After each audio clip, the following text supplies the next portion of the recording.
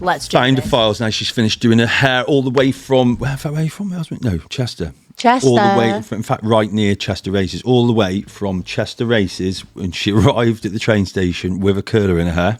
Rosie Alty. True Scouse style. I fucking love it. She's got a nice Range Rover. Big fuck-off curler. Love a good Rangy.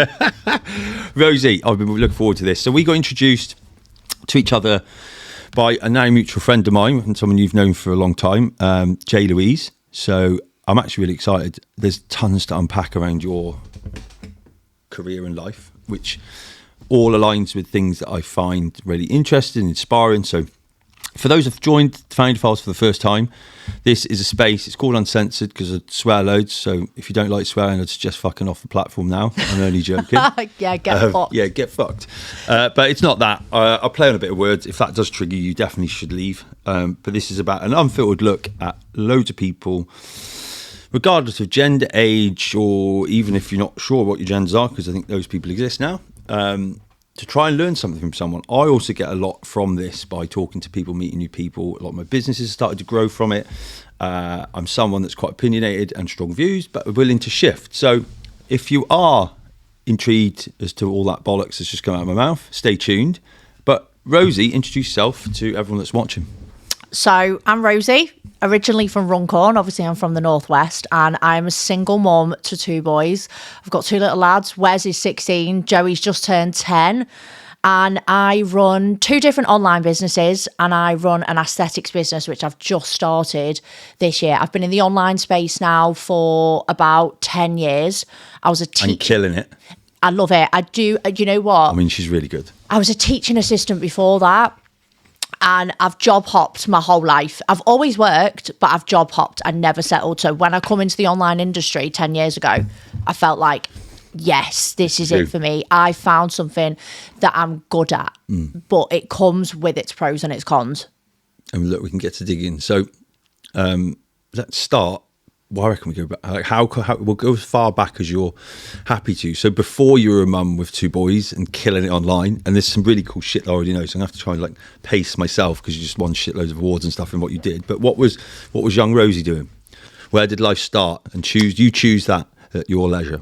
Okay, so my childhood has never been a place that I look back on for peace and happiness. It started off rough. I didn't come from a good family. I didn't come from a good background.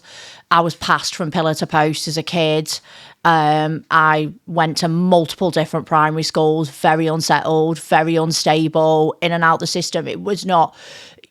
Mum, you know, I have nothing to do with my own mum anymore. Nothing to do with it. I haven't spoken to my biological mum for over 20 years. My childhood was not a great place.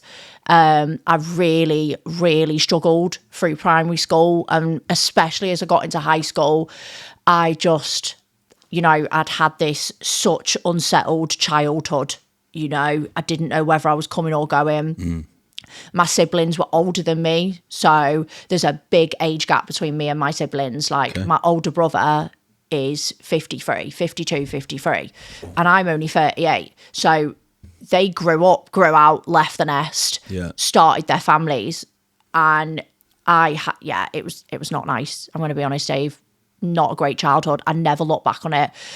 Well, thank you for just like we're revisiting it right now. Look, but again, I think this sets the scene for anyone. Like we have just had someone you know on this morning as well that's talking similar things. I just think again, if anyone watching this, and you could be like, that's just the first stark reminder of you've heard what she's needed. You had a brief glimpse of what she's done, and we're going to dig into it more. But then to hear that, I mean, that's thank you for sharing. That'll be the sort of stuff that's helpful. So, no, it's fine. What happened between the two bits then? How did you get from those sorts of beginnings to like the person I've met, mate, is some super fun, kind, energetic. And you know what?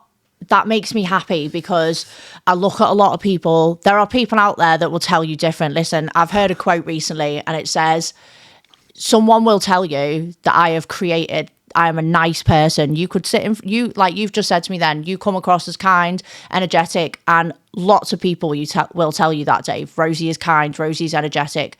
But there are people out there that will tell you I'm a fucking prick and believe them both because I will treat people accordingly. That is my mantra at the moment. Like, you are going to get people that tell you I'm horrible, and that's fine. That's because they've made me that way. I went through something horrific between the age, and I'm going to be really careful about what I say because my children are going to watch this, and there's things that I don't want my children quite knowing yet until they're older. I don't want their minds poisoned. I went through something horrific between the age of 9 and 12, and that has massively affected my life. It shaped me as a woman and as a person. And from that, I roared into my teenage years. I got myself involved in drugs. I was the kid that was getting lost in parks on White Lightning. Do you know what I mean? I was partying. I was doing getting buckets out of a White Lightning bottle. I paid £8 at the time for this fake ID, the shittest fake ID you've ever seen in your life. And I was getting into the biggest clubs in Southport and Liverpool at 14, 15 years old. Like, my mum did not give a shit where I was. I was out all night with different lads, partying, getting myself involved in things I shouldn't have done. And I'd gone through all that as a child. I'd gone through, I sofa surfed as a teenager, no stability, no home to go to. I was constantly getting kicked out, going back to my mum, getting kicked out, going back to my mum, getting kicked out. And I got lashed out of school, no qualifications, none, zero. And I met this bloke, right? And it was through fate. He was called Mark. And he was a couple of years older than me. His sister was a couple of years younger than me. And I think when he first met me, he seen this little tearaway teenager and he put me under his wing. He had a flat at the time and it was a party flat. You've got to remember, this lad was a party head as well. And I lived in this flat for a while in his little spare room. And for the first time in my life, even though it was a party flat and I shouldn't have been still in that lifestyle, I should have been in a stable home as a teenager. He took me under his wing. He made sure I was fed. I got a little job in the pub that he was working in, so he was a chef, right? And he worked in a pub in Southport called the Thatch and Thistle. And for the first time in my life, I got into college and I thought, yeah, this is it. And we found him dead on my 18th birthday. And Whoa. I'd been through all this shit as a child and a teenager, and nothing nothing prepared me for losing Mark. First probably person of significance it was kind of the most significant, horrific thing I've ever been through in my life. And people hear my life story and they think, well, that what you went through between 9 and 12 should have been the most horrific thing. It wasn't. You never prepare yourself for losing a friend. And he was the first bit of stability in my life. And I loved him. I didn't love him like that, not in a, like that way. But he showed me love. He showed me compassion. And 1 minute, the night before my 18th, we were planning my 18th. We were working in the pub together. We'd had a great shift. And the last thing that prick said to me, right? Listen to this. You're not going to believe this, right? If you're listening to this, Mark, I was just young at the time. And I'd just got these work pants from Ethel Austin's. Do you remember Ethel Austin's, right? Yeah. And the work pants were too small for me. The last thing my best friend ever said to me before he died was, your ass looks huge in them work pants. And I'll never forget turning around to him at that time in the pub and seeing that cheeky face. And it was the last time I ever saw him. And it destroyed my whole world, Dave, like at the time. And after that, I hit the harder drugs. I was taking speed, whiz, coke, pills, mushrooms, acid. I was going out on a Thursday, disappearing till a Monday, doing things I shouldn't have been doing, getting involved in lifestyles I shouldn't have been getting involved in.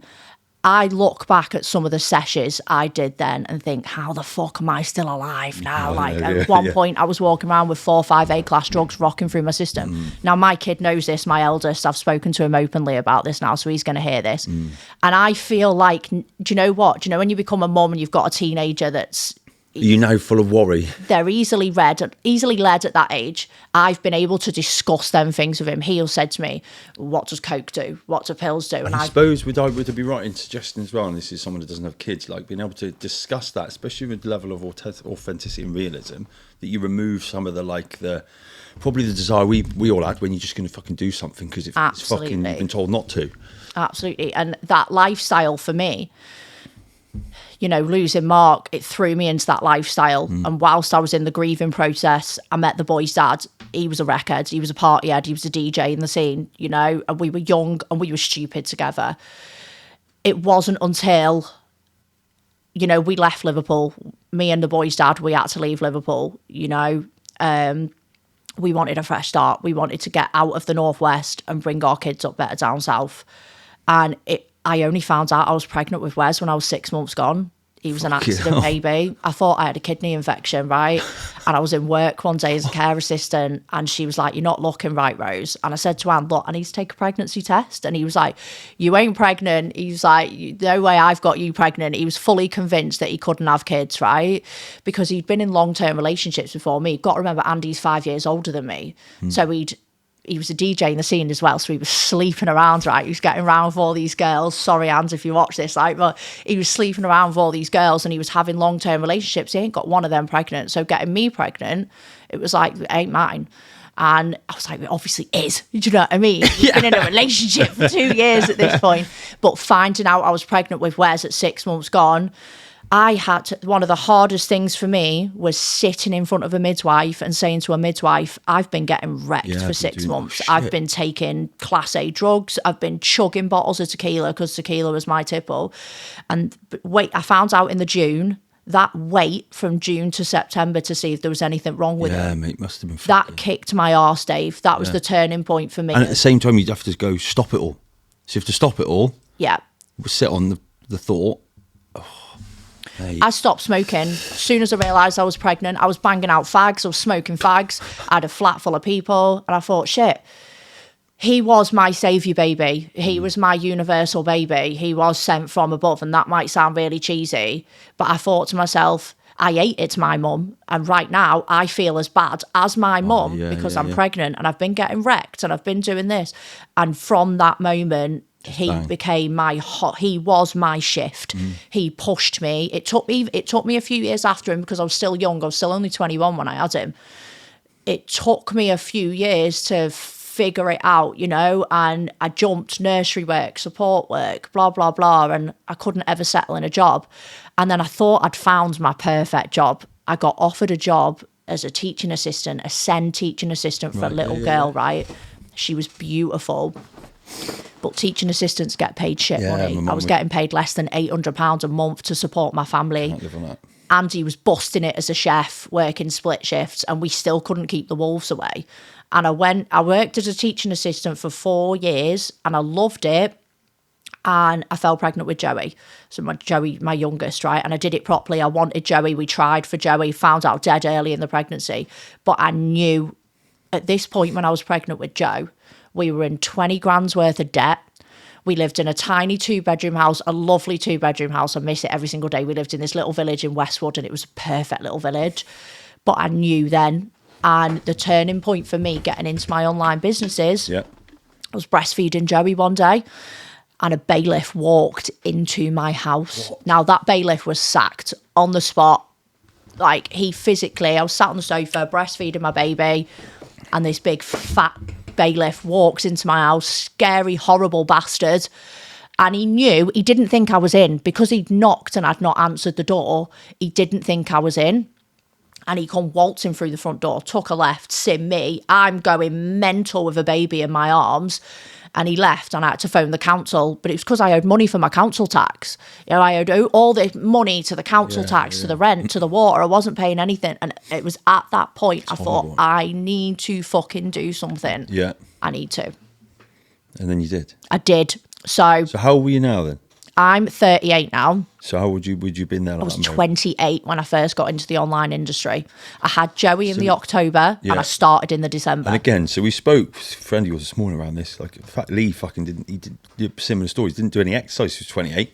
Seen him clock a 5K time yesterday, I think it was. I said to him, it was 22 minutes, like, fucking yes for the blokes that are 40. But this again, then, for anyone, because this one's about business opportunity, better in your life, 28, right? And this is some story. And I thank you again for being so open. I think there's tons of people that will be listening to this that will gain just the sort of energy or the inspiration or that fucking thought you need just to change or hit another gear. So I think this is what this is for. But remember, I think I like to point out stuff, 28, a lot of people can think you're down and out. So you've gone through this life, and at 28, you've just gone, right. And also, you've got now 2 kids. Yeah. So, and you've still gone on, and this is the best bit if you're watching this, is the best bit still to come with how much you've achieved, especially for someone that's in sales. So at that point so 28, what year would this have been? It was 2015. It was 2015, yeah. A year before I joined Monster, that was. So yeah, like, I mean, the internet's around, social media's kind of buzzing. Yeah. I mean, it's still fucking changed a lot since. So what happened then? You obviously paid your fucking bill, or you got sacked. This bailiff got sacked, right? And it was like... Pull that mic to you. Sorry. No, I was on maternity leave at the time with Joey. So I was like, I need to do something. I've got to do something. I had social media. I mean, I only had Facebook at the time. What were you on, like a Nokia 8210 or something? Yeah. And I'm thinking, like a shit phone as well. I'm like, what can I do? Like, I can't sell my tits because at this time I didn't have fake tits, right? So I was like, I had this mum body. I was like, I ain't going to make a good model. OnlyFans didn't even exist. I didn't, I was like, I can't do that. I can't do it, And I just knew I needed to do something. Honestly, I believe in fate. Yeah. I believe that our lives are mapped out how I truly believe that we're guided by the universe. I know that might sound really cheesy, and some people don't believe in that. That's my faith. That's my belief. Yeah. I walked into my best friend's. She invited me over for a glass of wine beginning of December 2015. She had this box on her table. It was like a black velvet box with all these mad patterns. And I was like, it's beautiful. What's inside it? There was like mascara and stuff like that. And I was like, mate, what is that? And she was like, I've joined this company called Unique. She said, it's an online company. It's an American company. She said, I've made £125 this week. I was like, what from? And she was like, selling that mascara on my Facebook. And I was like, what? I'd never heard of social selling. Yeah. Don't get me wrong, I'm confident, but I'd never done a live video, never done anything like that. I had like 300 people on my Facebook, and she was like, Rosie, I did a video on Monday of me applying this mascara and I make commission on the mascara. Now, this just blew my mind. I was like, what? I was like, if she can do that, I can do it. Yeah. Like, now Mona's my best friend. She's my ride or die. I'm showing my tie there. Right? Yeah. Showing my little ride or die tie. I'm going to flash my tie. We're going to have to find you on Facebook, and then she'll appear in B-roll now. Mona literally is my ride and die rock. Yeah. And our friendship is solid. She's one of my best friends, right? And she didn't continue to do it. She just didn't get on with it. But it kept playing on my mind. And I went home and I told Andy. And he was like, you should totally do that. Like, you'd be really good at it. So he was really supportive with it. But the kit was £69 and we were that skin. Yeah. I did not have the £69, but I knew I wanted to do it. So I sold Joey's Moses basket. At this point, like, Joey was a £10 baby, mate. He was in that Moses basket for about 5 days. He was out. He was like, he was such a big baby. He was out the Moses basket. So I sold the Moses basket, sold piles of clothes, and I scraped the £69 together. Yeah. I joined on the 23rd of December 2015, and in the first 7 days, I made 750 quid. That was a massive amount of money for me. I was like, what the fuck, mate? Like, I'd hit this bonus, this fast start rank, and I was like, I'm really good at this. Really good at this. And I joined, like I said, 23rd of December. By the time April had come, I'd shot up the compensation plan of this company to like a green status. That's what it was. And I was like, holy shit. I'd completely replaced my teaching income, so I didn't have to go back to work. I handed my notice in. I was like, don't need to go back to work anymore. And it was crazy. It was like, I'd never done this before. I'd never built a team before. I'd never done social selling. My first video I ever put on Facebook, we had this lip stain, and the Unique girls will remember this. We had this lip stain lippy. You put it on, it stays on your lips for like 8 hours, right? My first video, I'm holding Joey in my arms and I'm shaking and I'm going, you've got to try this lip stain, right? And I'm kissing the baby and he's looking at me like this. The baby's just looking at me. And that was my first video. You've got to start somewhere. And that's my biggest advice to anyone thinking about getting in the online industry. Just do something to start. Fuck other people's opinions, because other people's opinions ain't going to pay your bills. You have to step out your comfort zone. Your comfort zone was designed to keep you safe. It was never designed to help you grow. You have to stretch the comfort zone. You have to get out of it. You're going to get trolled. And I tell you what. But weirdly, right, no one that's technically doing or next to you is probably, we perceive, better than you ever steps down. And no one ever treads down. And people treading up, you're like, fucking what? Like, so you're right, 100%. The troll, like, they're just bored. Go and do something else. And do you know what? you've got to get rid of the myth that your friends and family will buy from you. Oh, bollocks. Absolutely not. Let me tell you, 95% of my audience are people that I've met, made friends with, built a relationship with, built up trust, and now they buy from me. It's the same with any business. I've just started an aesthetics business in the last 12 months, right? And yeah, a couple of my friends and family have been like, come on, but 90% of my customer base now are people that I've met on 100%. The group pages, the local pages. You've got to get out of that myth. You cannot expect your friends and family to buy from you. They want freebies. That is it. Like, do you know the amount of people that have said to me over the years, oh, my mum doesn't buy from me, my friends don't buy from me. None of mine do. No. It took me 8 years to get my brother to purchase from me. They're not going to do it. Such a crazy thing, isn't it? Like, we have baby showers. You think you have birthdays. Yeah. Like, if everyone just helped each other get a business going instead of spending it on fucking Kim Kardashian or whatever, some pleb that fucking no one's ever going to meet or know, or someone's music. It's crazy, right? It is. But it's very true. So that's the first Rosie Alty lesson there. It is. You've got to, and do you know what the other thing is?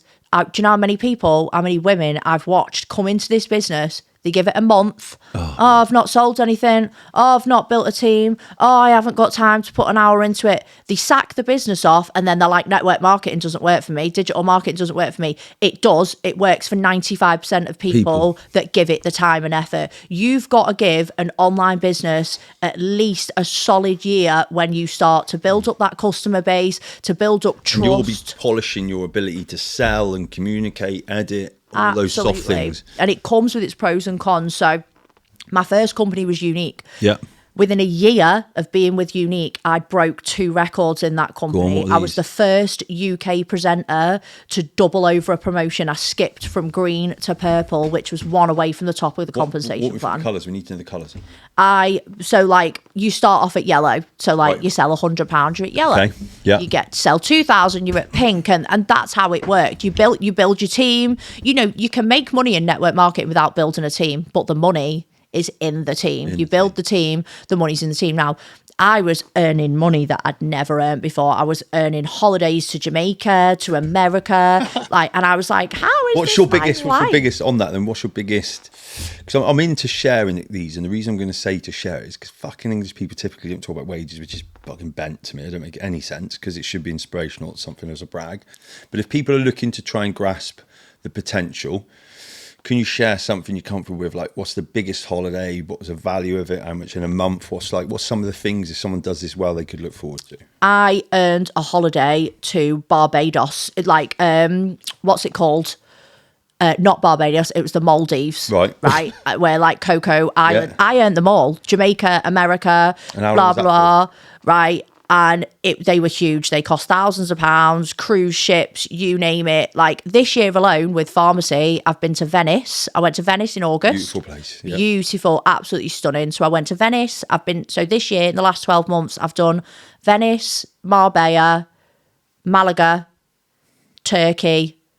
Next year, I'm going to Cappadocia and I'm currently running for Miami. So if you are somebody that likes to travel, multiple travel opportunities, network marketing is where it's at because I've earned all them for free. I like my biggest month in network marketing, I earned 13 grand.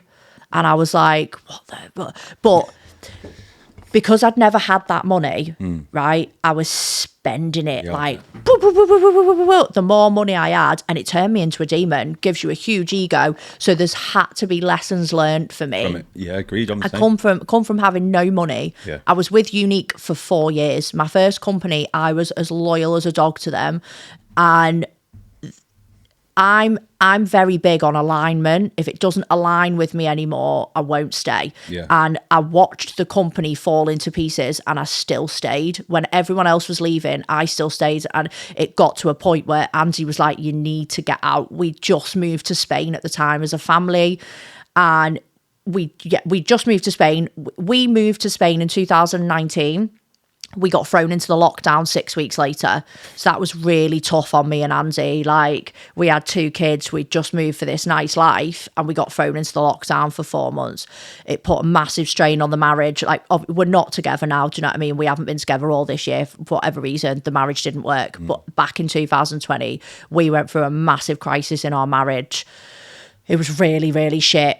But when we come out the other side of that, I then partnered with a company called Urban Retreat. Yeah. And it was an English company, not an American company. Again, I come into that company like a wrecking ball. I was a senior executive within 3 months with this big team. I was earning double what I'd earned with Unique. So I was minimum taking home 6-7 grand a month. Me and Andy were blowing it. We were spending it. You get used to it. We were living in a villa in Spain. It was lovely. You know, we were doing the nice holidays. We were walking around in the designer gear. But it did turn me into a monster. It turns me into like, it, you know, it was not nice. And I had, and you pair that with the trauma from my past and childhood, it went, you know, and I put myself into therapy, not once, twice. Really? Because I knew I needed help. I'm not a bad person, but I had these traits, you know, and the thing is, like, I was building this business where everyone's going, you're amazing, you're inspirational, blowing smoke up my arse 24/7, which in a way was true. They knew I had to share my story on stage. Yeah. So I spoke on stage with Fraser Brooks, blah, blah, blah, blah. So people knew my story. They knew my childhood. They knew where I'd come from. And in a way, they were right. Yeah, I was. I was this person that was not conforming to being a victim. And I'd gone, fuck you to my childhood and my past and the drugs and the shit. And I'd changed my life around to be a better person. So they weren't wrong in what they were saying, but it did give me a gigantic ego. And I had to suppress that ego back down. I was taking validation from Facebook likes. Like, I was constantly checking a post, 300 likes, 400 likes. That's right. And my kids are like, hello. Do you know what I mean? So I had, it was hard. And they're the things you've got to remember. Work the business. Don't let the business work you. Absolutely. And so I was with Urban Retreat for 4 years.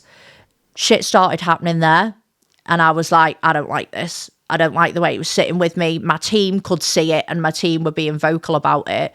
And last year we made the decision to partner with pharmacy. Now, I actually took a massive hit, Dave. So back in 2023, I'd just come back from Spain, and there was a massive fire in our UK warehouse, and I lost my business overnight. 6,000 teamies, massive income. What? 6,000 teamies. I had 6,000 people in the team at Urban Retreat, right? And there was a fire. 6,000? Oh, yeah, I had this huge team. Minimum I was taking, on a shit month, I was bringing in 4 or 5 grand. On a good month, I was bringing in 10 to 30 What was the work? Because I'm not just pause on the file, come straight back to it. What was the work involved to manage that team? I expect it's a light touch as well. Yeah, so I've always been an early bird, so I was getting up DMO. So DMO is a daily method of operation sheets. Nice. You've got a sheet that you work off, right? Yeah. So let's go, for example, a DMO in the life of a network marketer, morning quotes on your Facebook, go into your story feature, speak to 10 people in your story feature, do a live video, show off the products on your live video, add 3 friends to your Facebook, recruit 3 people. So you've got this sheet that you follow every single day. So I was getting up and following my own DMO, bringing people into the team, but I was also doing a lot of coaching at that time. So I was coaching my team to be successful. So you get people that come into this and go, oh, you only need to be doing an hour a day on your phone. It's fucking bullshit. Yeah, I bet. No, I was working from 9 o'clock. I was on my phone for 24 hours a day, unless I was sleeping. But I was earning big money for my family. You know, and it was hard. It was hard for Andy. He had to step into this shadow, right? Whereas I was like, doing this, doing that. Do you know what I mean? And he became the home dad, looking after the kids and stuff like that. And I was, you know, the breadwinner, and we had this nice lifestyle. But I will, you know, network marketing is brilliant. It's absolutely brilliant. I won't ever give it up. But it comes with its pros and its cons. And like I just said, you have to work the business. You can't let the business work you, because it does have the capability to turn you into a prick. And I've watched it over the years. I've watched leaders, and you've got to be careful as well, because when I first joined Unique, if you'd have told me you're not going to be working for Unique in 4 years, I'd have been like, no. Fucking no way. And then if you'd have told me, you all right? Yeah, keep going. Keep going. And then if you'd have told me Urban Retreat's going to go to shit and you're not going to be, I wouldn't have believed you. So I lost my business in 2023. I had a network marketing break. Yeah. Like, I had some savings. So you lost all? I lost everything. And because I'd been spending the money stupidly, I had no savings, so you got no backup. I'd fuck all, Dave. So what? So you're in Spain? No, you just... we were in Spain until the back end of 2022. We left Spain because the schooling system over there is shocking. Oh, really? Really bad, right? Now, Andy did not want to come back from Spain. And I get it. We were living this nice lifestyle. It was his dream, right? Andy had always wanted to live in Spain. And I do feel for him because I was like, I'm out. When you're a mum, I was never going to pick between Andy staying in Spain and my kids. My kids come first. Sorry, Ands, but they do. So when I've got a schooling system telling me we're going to have your child classed as autistic, that's what they were trying to say to me and Andy, because Joey was fluent Spanish within months of getting there, right? Both my kids were fluent Spanish. They picked it up so fast, but they weren't. My youngest couldn't read Spanish. So because the teacher had no tolerance, didn't want to one-on-one him, teacher was like, something wrong with him, he's on the spectrum. And I was like, there's not. You're just a lazy teacher that doesn't want to one-on-one my child. And I made a decision there and then. They were telling me they were going to hold Wesley back another year so he wouldn't have gone up with his friends, because that's what they do in Spain. Right. And I went, fuck this. I was out. I left Spain and Andy went one way. He went back to London. We separated for 6 months. I come back to Chester with my kids. And a month after I come back, I lost my business. Fuck. And so what, 6,000 people gone? Oh, 6,000 people gone. And how long did that take you to build? I was with Urban Retreat for 4 years. So 4 years to build a team of 6,000. Gone. No savings, no nothing. My mental health skydived, mate. Like, gone. My marriage was right. fucked. I'm going to simple, like, not to this, because I think it's always nice to share. I've did similar thing, like, so I've just been, most people wouldn't even know I'm back now. So I lived in the van in the warehouse for 3 months on and off. Relationship's been fucked because of it, and there's been tons of stuff, but it's to do with how quickly stuff can just get ripped from you, like literally in an instant. And then I think when you're sitting there as well, I didn't have kids to worry about, so I just had to fucking build back. But you're like, the first thing, you're fighting your mental health, because I felt like my identity's gone a little bit, you know, and your shit has gone down the toilet and you're attached quite a lot to it. Oh, it was so bad. It was so bad. Like, I got to the end of March, I was pretty much snorting sertraline to stay alive. It was bad. I was on sertraline, anti-anxiety medication, sertraline, antidepressants. Oh, really? Oh, yeah. They love throwing it at you. I just walked into the doctors and melted because... What did it do then? Did it just numb you? Numbs you to hell, mate. But this... So it got really bad for me, Dave. Like, I'd separated from Andy. Still got the kids. I still got the kids. I was completely bringing the kids up on my own. I'd lost my business. One of my pets had died just coming back to the UK, and my mental health skydived. And one night, only my best friend knows this, by the way, so this is very personal to me. I'd been out one night partying, right? And the doctor had told me, do not mix your antidepressants with anything else, with alcohol and stuff like that. And I did. I went out and partied one weekend. And when I come back on the Monday, I found out one of my cats had been killed. And on the Wednesday, I got out of bed early hours of the morning and I went and walked to the train tracks at the back of my house in Chester. And it was my best friend, Darren, noticed that I was online at 4 o'clock in the morning, and he phoned me, and he knew I was going through a rough time. And he said, where the fuck are you? He could hear the wind. I just buckled. And honestly, if he'd not spoken me down off them, it was bad. I stayed on the sertraline for a couple of months. Yeah. Now, Andy had come back at this point. You know, we were trying to make the marriage work, blah, blah, blah. But I was battered. I was mentally battered, emotionally battered. It completely changed my mindset on network marketing. I'd had this scare, you know, and thought, shit, would I have done that and left my kids motherless? Do you know what I mean? And it changed my whole mind on network marketing. It wasn't the same for me after that. I didn't want to be this big earner. I didn't want to be this big 10 grand earner with a Range Rover. I just wanted to be a mom. And I sat back for months and months and months, didn't do nothing. You know, me and Auntie got back together, tried to make the marriage work, and, you know, and then I joined pharmacy, but I made it very clear to my upline. Like, she'd watched me. She knew what I was capable of. She knew the team I was capable of building. But I said to her, I am not that powerhouse anymore.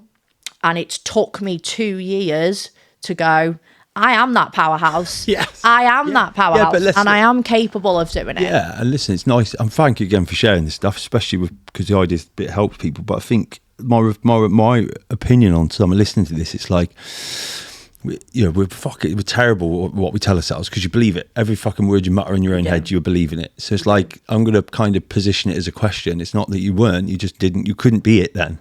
I couldn't. I just couldn't be it. You wouldn't. You would definitely. I don't appreciate you wouldn't be able to see it, but how mental is it? It's like things like don't go away. It's just you've got to be suck the life out of me, mate. Yeah. And you've got to just wait. I talk to people about things they'll fail and stuff.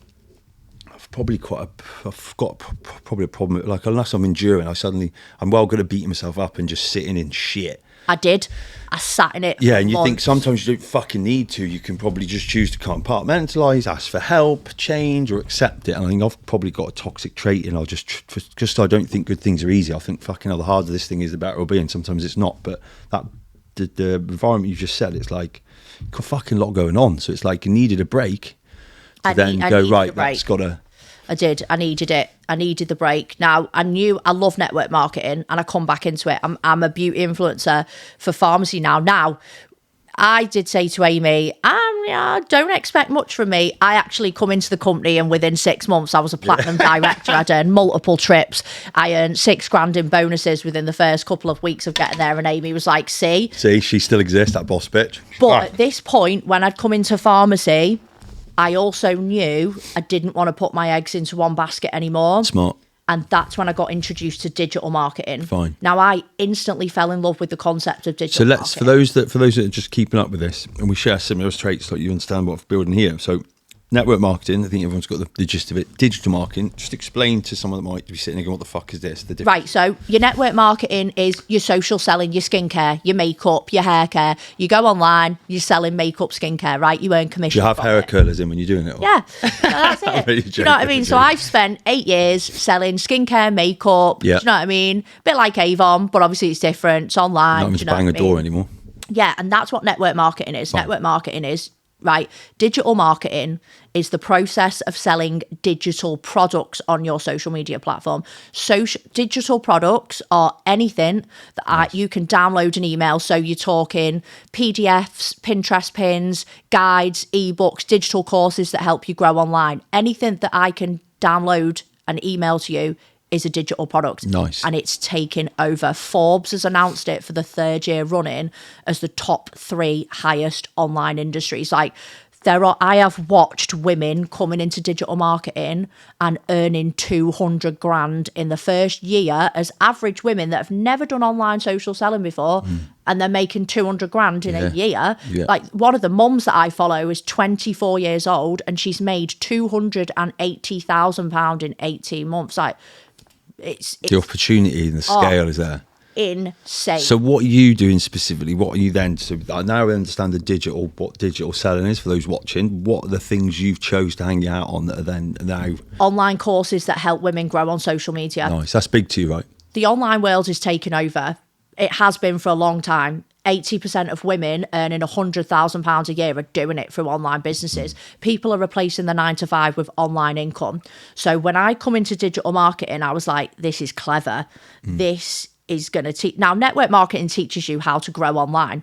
It's nothing compared to what digital marketing teaches you how to funnel yourself, how to get funnels on Google. It teaches you social selling, story selling, closing selling. Now, don't get me wrong, I love network marketing. It does teach you aspects of that. This is another evolution of marketing, isn't it? It's another vertical. It absolutely is. It's the evolution. It's the elevation up, right? And I will never stop talking about it. And you clearly are a marketer, by the way. I know you said you're not creative on the way here, but you get a lot of buzz out of this. Yeah, I love digital marketing. Now, I've never created a digital product. You get people that come into it that have created their own digital products. So this is important as well. Again, for anyone watching it, there's a lot of people might be watching think you've got to create everything.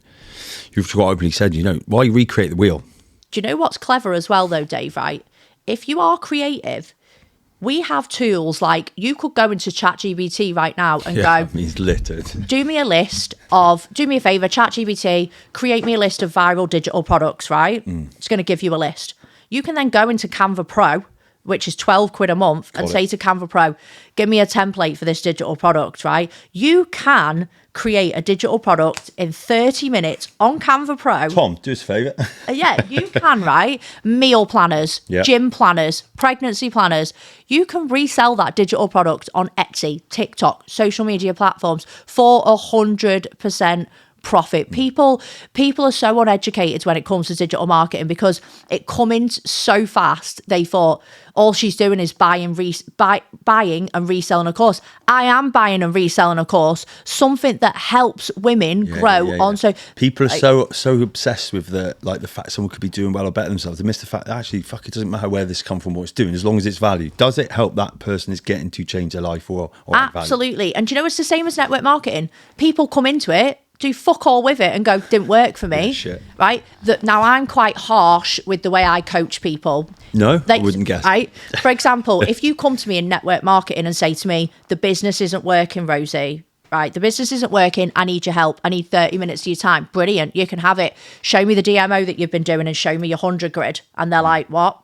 If you can't show me that you are doing the basics to work your business, it's like being, you've got a job as a coffee barrister. You've got to do a job all day. So when they come to me and say, it's not working, I need help, I want to call, brilliant. Have your DMO ready so I can see what you've been doing and your 100 grid, which is your recruitment sheet. They ain't got it. So it's like, so what have you been doing? They've been posting and praying, hoping that people are going to jump at that one post they put on Facebook. And it's the same with digital marketing. If you buy a digital course and think, I'm just going to try and resell that course without doing the course, you're going to go fucking nowhere with it. And it's frustrating. Whereas I've watched people come into it and change their lives with it, quit their jobs. But you've changed yours as well. I did. Start with that, fundamentally. I did. And now we're pretty passionate about it. I'm very passionate about helping women grow online. And you know what? I have been trolled the fuck out of for 10 years. The trolls help with the algorithm. Keep everywhere. going. Go and get a real job. Mate, I get paid more than your real job. What the fuck is a real job? Innit? I mean, you won't have the fucking real job soon, most of it, because of AI and stuff. And why would I go? Like, my thing is, like, obviously, because I've not got massive amount of qualifications. It's just like, you've got, like, getting a real job. Well, great, that's an inconvenience immediately on bringing children up. Like, even on a low month for me, even on a low financial month, I'm still doubling what I would earn. Yeah, from a real... Going to a full-time job. My son, Joey, has never known anything different than me being at home. And that's been a little hard one for me because they're like, yeah, but you're just always on your phone. Your job. So I've had to say to them, yeah, mummy is on her phone. As an education piece. But you're wearing £150 one trainers, pal. Yeah. Being on my phone. Do you know what I mean? Yeah. Like, we've, in the last 2 weeks, Dave, we've celebrated my son's 16th, which cost me 4 figures. Yeah. We've celebrated Joey's 10th birthday, which cost me a couple of multiple 3 figures. I've just took them to Turkey. And my businesses covered that. Like, and it's like, I couldn't have done that as a full-time teaching assistant. Do you know what I mean? My mum was a teaching assistant. It's just not possible.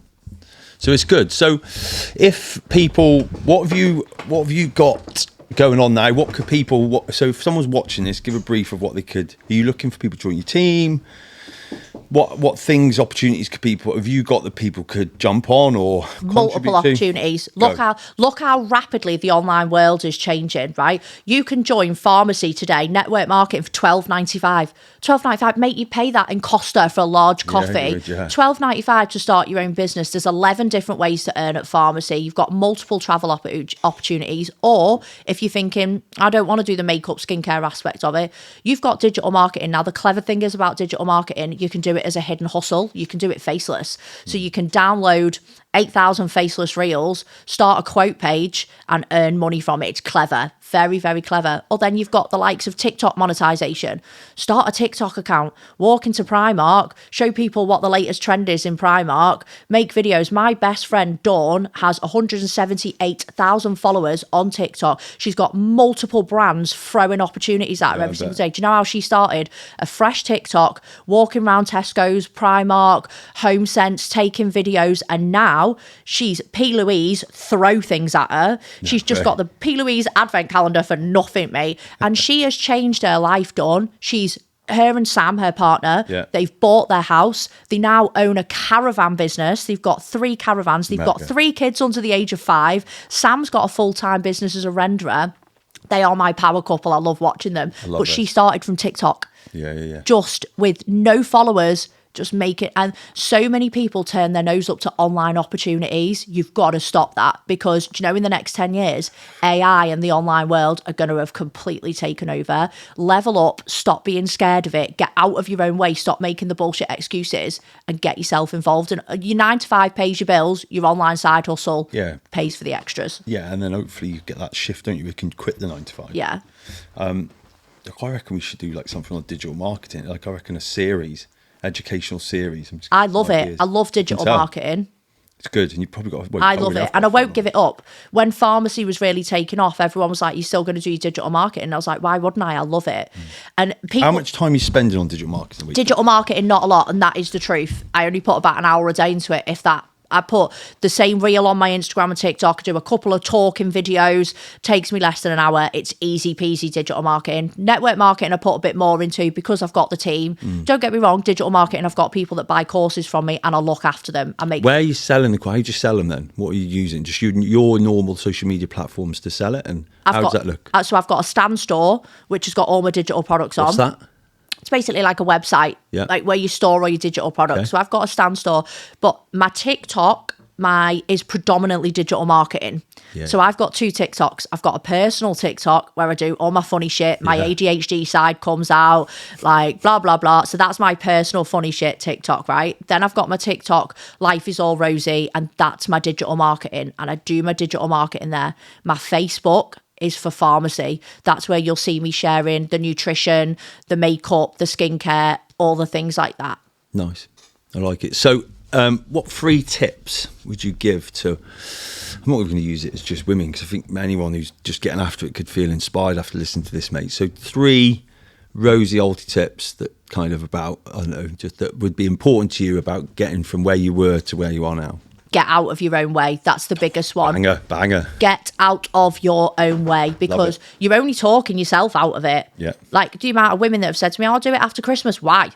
No. Do it now. Get out of your own way now. Stop with your limiting self-beliefs. Stop with your own bullshit. Get out of your own way. $12.95 spent on a business, or like say, for example, a digital product between £4 and £100. It's you. Do you know what I mean? That's the biggest tip for me. 1. Get out of your own way. 2. Number 2. Other people's opinions are not going to pay your bills, right? You're going to probably have unsupportive partners, unsupportive friends, unsupportive families, right? You need to show them. You say to your family, say to your friends, you might not believe in the business module, but you should believe in me. Yeah. Do you know what I mean? So that's number 2. You're going to get trolled as well. It happens. Love a troll. I put a video up the other day, mate, and someone said, "Look at the size of your fucking chin on my TikTok video." And I was like, mate, it was a female, and I was like, yeah, your fella never complained when it was tickling his balls. That's how I am, mate. You've got to face the trolls. You've got to hit them. On the troll one, before you say the third one, you need to watch Paddy O'Dwyer. Right? He's an Irish strong man. He's mint because he gets on. He calls them maggots. So he's like gets videos of like could be men, women, people just getting after properly, and he's fucking brilliant. I'm going to send you some of this. Tom put it in the B-reel, but he's a guy that goes after the trolls, because someone that maybe mentions someone's appearances and zooms in on their profiles and just fucking rinses them. Rips them apart. These people normally look like trolls, so fuck them. Third one. Third one for me, when it gets hard, and it will get hard, there are gonna be days where you're not gonna do sales every day. When it gets hard, push harder. On the days when it feels the hardest, on the days when you want to give up, on the days when it feels deflating, push harder and don't quit. Online businesses take on average 1 to 5 years before you start seeing massive success. It was my 4th year that I started seeing the biggest success. So that's my third one. And I think they're fucking 3 of really, really good ones. I think the whole piece on the patience piece is that whole theory of compound interest. Yes. When it does start to shift, everything around these devices and attention just accelerates. You know, you go from being spoken 1 out of 5 people or 1 out of 10 people to 1 out of 2.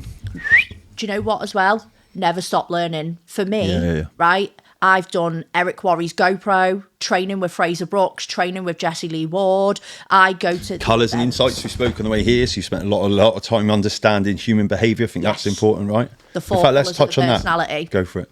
I love it. And from the minute, and you've got to learn new skills. The same with digital marketing. When I come into it, I had to do the courses. I had to do them to learn how to do it. Do you see? I'm a fucking geek. I send them to the team the other night, sat in bed because I'm in a fucking mode now. I'm going another gear. Like I'm in a good gear anyway. But Saturday I was going through stuff, so started sending them to the team, thinking right, micro learning. Like I've got ADHD as well. Not undiagnosed, but it's clearly fucking obvious. So I'm like, I've knuckled into the fact that social media serves me micro learning in the right form. So fucking I'm not looking at tits and ass on TikTok. It's business oriented stuff. And then once you're in a hole, it's useful. So I just sat the other night and you're like, within an hour and a half, I was like, right, I've just refreshed a few things so I get a lot of skill fake because much I haven't been shown.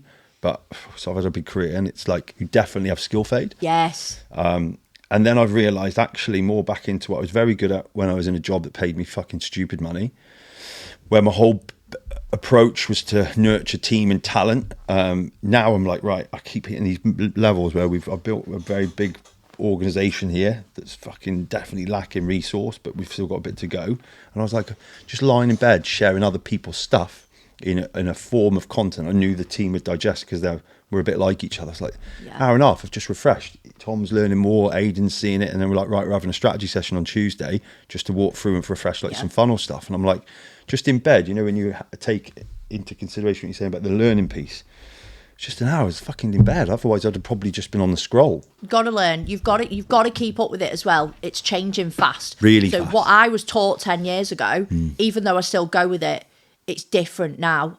And you've got to keep up with the learning aspect. Do you think your personality and authenticity, credibility, approach, experience, CV, whatever you might call it, starts to lend itself a little bit more than and outpace the change? Because sometimes I'm leaning into that more now. Absolutely. You know what? This year for me, Dave, has been a massive transformational year for me. And at certain times, it's scared me. And I'm not a scared person. But this year, I don't know whether it was hitting 38, What's wrong with 38 and 42 in 2 weeks? But this year for me was a wake-up year. Like, I come into this year... Why? Because it's took me 2 years to recover from losing the business. Like, I've had to consistently apologise. Can I spin that in a positive way as a friend? I hear you, but like... It's took 2 years. Like, still, what people watching this be like, fucking hell, they couldn't do what you did in 2 years. So I hear that, by the way, but I'm also quite... Done a lot of self-development, a lot of work on myself. I've had to do a lot of accountability check. You've got to understand for me as well, I've had to step back the last 2 years and go, yes, I need to be accountable for myself. Yes, I've had toxic traits. Yes, blah, blah, blah. And I've spent a lot of time working on myself. But I suppose it's through this self-reflection of toxic traits, realising they weren't helping you. Which is big, I've always said I'm not a victim to my past, and I was. I was a victim to my past. And you know what? Same, I'd agree. This year, my marriage ended, done. Yeah, that's big. And it's done after 18 years. One of the hardest things I've ever done. I separated from the boy's dad this year. I've gone solo as a single mom. I've done the last 6 months with my kids on my own. And that has been very hard. But I knew... I had to, me and the boy's dad, I'll always have a soft spot for the boy's dad. I was with him for 18 years. It's a long time. Father of my children. I had a lot on my first with Andy, but we were not compatible in the end. We were not growing together. We were not supporting each other. Andy's got issues and I've got issues, and we weren't addressing them issues together. We just created a monster. So I've had to this year go, no, I'm done. And work on myself and still work on myself and the business. I am capable of the big money, the cars, the businesses, but I don't want that anymore, Dave. My life has changed. So now I've got my network marketing business and that does me good, pays all my bills, pays the rent. My digital business is my fun money. And then last year I was crazy. And I went, I need to do something outside of the online world. And I decided to train to be a foundation level aesthetics practitioner. Right, talk to me. I was about to end this, I forgot. Right, what do you mean? What aesthetics you doing? What shit you injecting people? Anti-wrinkle, lip filler, cheek filler, B12, and everyone went, "Why the fuck are you doing that, Rose?" Because I've always been passionate about it. Yeah, but I think I see a natural progression. Makeup's about look and feel, and you into exercise and stuff. I've got lips, mate. I've got lip filler. I've got Botox filler. I go for anti-wrinkle treatments. Listen, what the fuck? Listen, I am not aging gracefully. I don't care what people say. If you've got that opinion about aging gracefully, that's cool. I'm not. I am going to look like Sylvester Stallone's mum in 20 years. Hey, Jackie. And my face is going to be like, I'm not afraid of a treatment, mate, but I'm also big on my skincare as well. That's what I love it. But I just decided last year, because I'd had so much trauma with the online industry and it scared me, I wanted a backup, that if the online world ever crashed, I'd have a backup. And I've been building that up. And as of the end of November, I'm going back in to do my advanced level, which opens me up to better qualifications. I can do more. And people are like, "You are mad. Why don't you push the network marketing more? Because you're capable of being that leader." You've exhausted that. You've already explained. I don't want to be it, If Dave. you're one of those people, have a watch of the podcast. This is pretty clear, mate. And I'm with you on that, because I get similar questions. Do you miss Monster? What? Travel around the world, 60 flights here, Lewis Hamilton. Yeah, but I knew I was something bigger. I'll be doing this, and still say it now. I know people fucking doubt me. Money's brilliant, mate. It is. I've done the big someone car. to share it with, though, and it's also about how much it affects what you're doing, I think. Yeah. And then I've, weirdly enough, said to my mentor the other day, it's like I've chased fucking, like, did the army did well at that. Come out, fucking smashed the shit out of the corporate world, and then also I was doing entrepreneur and smashed the shit out of the entrepreneur world, and fucking lost everything. Yeah. For me, like, I didn't want to be here, and then I've just gone, I needed purpose, I have children. Yes. And then you move the dial to where I am now, and it's like I might have got a lot of things going on, but I love these, I love this stuff. I like doing different things that keep me learning. And I also think you're one of the few people who said putting your eggs in one basket in today's world, it's fucking stupid. It's so stupid. It is. There's too much change going to happen, I think. It's unsteady. Yeah. I love the online world, but the last 3 years has taught me that everything can crumble, and that's why I've started doing the aesthetics. So walk me through, what's this, because I heard vitamin B injections. Yeah, so I do B12 injections and stuff like that. What are you banging them out for? So I do my B12s for 20 quid. Do you? 20 quid for So what B12. do you need though? Because I used to have maybe this, because the only way we can really fucking metabolise it, isn't it? Because it's not bioavailable, right? But even the online, even the aesthetics world, it's competitive. You've got to build the trust. You've got to build the customer base. And the last year, it's took me a year to start getting people to trust me. And all of a sudden, in the last 3 weeks, I've got clients go, "I want this and I want that." So what are we doing then? Where do you do it? Home based? I'm home based. Home I've got a based. little home clinic. Right. It's lovely. What do you call it? Aesthetics by Rosie. Aesthetics by Rosie. Fucking no shit, mate. I love it. Aesthetics Do you know by there's another Rosie. Aesthetics by Rosie up in Leeds? Because I work with her on some other stuff I do. No way. Do You know what, Dave? Right? Do you know why I did it? My kids have had a lovely life. My youngest is seeing it at the moment. He said to his friend the other day, "I'm going to Turkey," and his friend went, "I've never been on a plane." Joey has been to Egypt, Turkey, Tenerife, Greece. He has gone to a different country every year, and he went, "Wow, my kids have had a lovely life." But over the last 10 years, I've raised my kids over my phone like that. Yeah. So you're moving the dial. And I feel like I don't feel like I've missed that time, because I've been at home with them. I've never missed a sports day. I'm at every event, every hobby. I am there. I am there for my kids. But I wanted a world where I wasn't so much on my phone. I was actually doing a business, and I've got this little home clinic that I'm building up. I'm hoping that I'm going to get my own room when I've got enough clients. There you are. Let's be affirmative. And my kids love it. They work around it. The last 6 months has been hard adjusting without their dad. We've had to go through big changes the last 6 months. You know, like I said, my eldest is 16. He's stepping into his own. He's a drum and bass kid. He's a boss kid. We've had to go through big family changes this year, and I now more than ever want to be able to be there for my kids and teach them that, you know, you don't have to slog yourself and work like a dog. Like my elder said, wants to get into the music scene at the moment. And he said, "Well, you left school with no qualifications and it's worked out for you." And I went, "Yeah, I did. But I've had to bust my ass, mate, to get to where I am." You'd rather not that happen. And I'm a demon as well. Like, I'm terrible with my kids. Like, if my eldest says to me, "Oh, look at them £350 pair of trainers," I'm like, "Fa-ding!" So now I'm trying to rein that back and teach them that they need to work for stuff like that. Yeah, give them some value. That's why I'm doing the aesthetics. I want to do a physical job. So what we said, we're doing B12 injections. Would you say wrinkle things? things. do lip filler. Lip filler. I do anti-wrinkle treatments Yeah. for men and for women. Yeah. I do cheek filler. I do micro. What do you mean cheek filler? So just, you give the chubby rabbit cheeks. Women love this. Really? Oh, mate. What do I need? Nothing. Shut up. You're absolutely fine. Show need me a your tan. forehead. Have you got rings in your forehead? Have a fuck? No, I can't take it. then Where's my come- forehead's are back here. But I want to do the advanced because So what's that look like? the advanced teaches you more. So it'll teach me how to do more sculpted lips, better Okay. lips. And then I can do better. Because thing is, you've got to remember, foundation level teaches you here. Just Right. to do here, whereas advanced Botox is teaching you 8-point facelifts, different ways. So it's more money, but you've always got to be careful because you are putting needles into people's faces. I mean, it mate. causes inflammation. Yeah, I've got a client at the moment for the Harley Street Clinic, so I'm really into this. Like Lifeline is about to start offering a whole longevity package. Like we've got people like if you want to spend 20 grand and make sure you don't die in the next fucking 25 years, I'd get into this. Yeah. 0 stage blood test for cancer, so you know there's 4 stages of cancer. It's clever. Are serious. Really clever. Tests over 70 plus cancers. And until this point, you'd needed to have MRI scans and stuff and CT scans, I believe. So this is revolutionary. We've talked about the Zinzino stuff. So a lot of this stuff I'm doing myself. Like I'm 42 in a couple of weeks. I've always been fucking ridiculous. Zinzino's flying at the moment. I've heard of Unbelievable. Zinzino. My best friend Beth's one of the leaders in Zinzino. Beth's and known she's in Zinzino. Flying, Yeah. absolutely flying with it. So we spoke. Well, I've done my test and it said unbalanced. That made me laugh because my nickname's unstable. There's a whole nother story with that, but it's 40-1 on a ratio where you start to look Clever. at cellular level. So, and as obviously own a supplement brand, I think, but yeah, lens on doing things that are going to make life or quality of life, which is like what 25 years away. I'm starting to move into your 60s. You're like, that's And the time.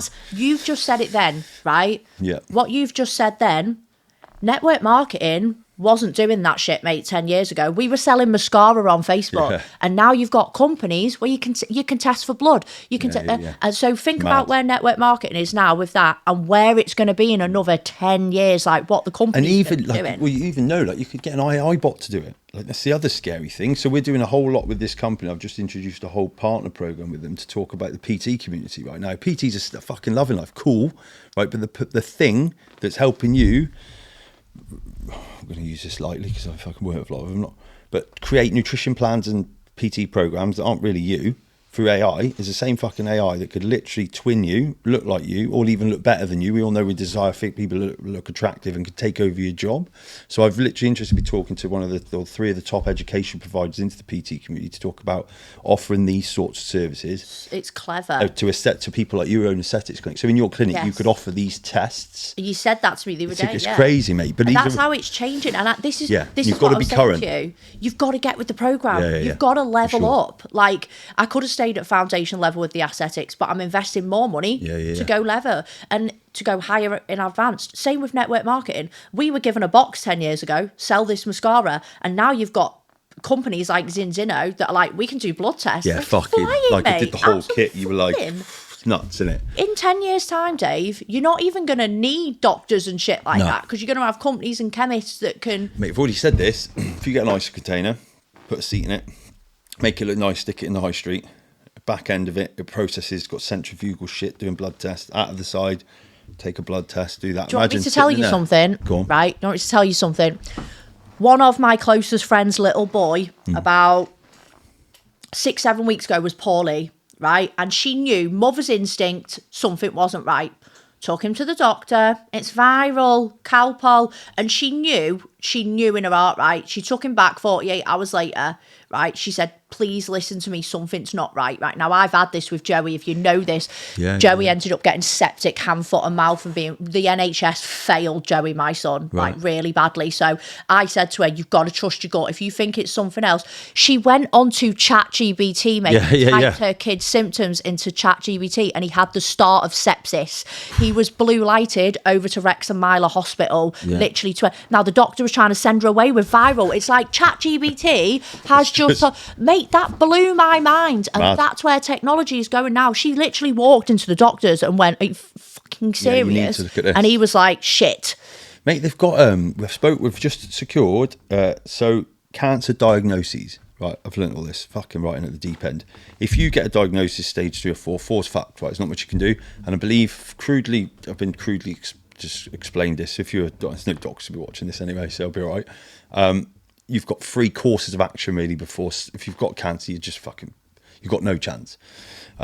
They've created an LLM, which is obviously a learning model, which is an AI, such as Grok, such as ChatGPT, where they bang in tens of thousands of diagnosis like results into it to better learn. And they reckon there's 700 genomes that you can play around with or work. So you've got ChatGPT learning models now aggregating faster than we could ever do as a human the best course of action. Mental. You're like, Astron Health it is. So, but yeah, it's nuts. People are saying AI is going to make people lose their jobs. AI is taking over. No, AI is not going to replace labourers, bricklayers, blah, blah, but it has the potential to offer more opportunity in jobs. But people don't want to learn anymore, Dave. They don't. We've got so stuck in TikTok 8-second videos. People have not got the mentality to learn anymore. You have to. And then they might label it ADHD. AI is going to create hundreds of jobs for people, but those that are not lazy and willing to learn. So I agree. And we're going to finish on this stat because it's an interesting one. So the data centre, or the power centre that's needed for, I think, the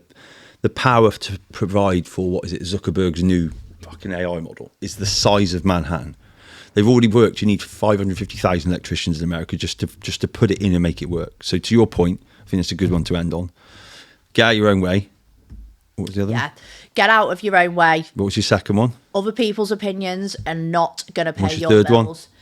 Lean into fear and so when it's getting shit, when it's getting tough and hard, push harder and give it the time. Online businesses take 1 to 5 years to build. You have to give it that time. Don't quit after a month. Mate, what guest? We need to do some more on this. I'll speak off camera. Absolutely. But Rosie, look, I know you've got to get back home. Pleasure to have you. Mate, I've loved this. Loved it. Thank you for inviting me on. Good. I can chat to you for hours. Mate, same. We will do. So there's also some other stuff you can hear a bit before. So hopefully we've got one of the businesses in the group that Rosie could be becoming part of.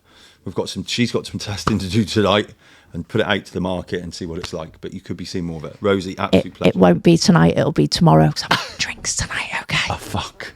Right, look. I'll definitely need one of those electrolytes in the morning, okay? No, the tape. Oh, the booby tape. Yeah. Yeah, I'm testing the booby tape tonight. I'm excited about the booby tape. And then the electrolytes tomorrow. Because I have got fake boobies and I've got to try and hold them into this dress tonight, okay? So I'm definitely going to be testing out this booby tape tonight and the electrolytes in the morning. They'll be in the morning. Look, lovely to see you and we'll have you on again. Yeah, thank you so much.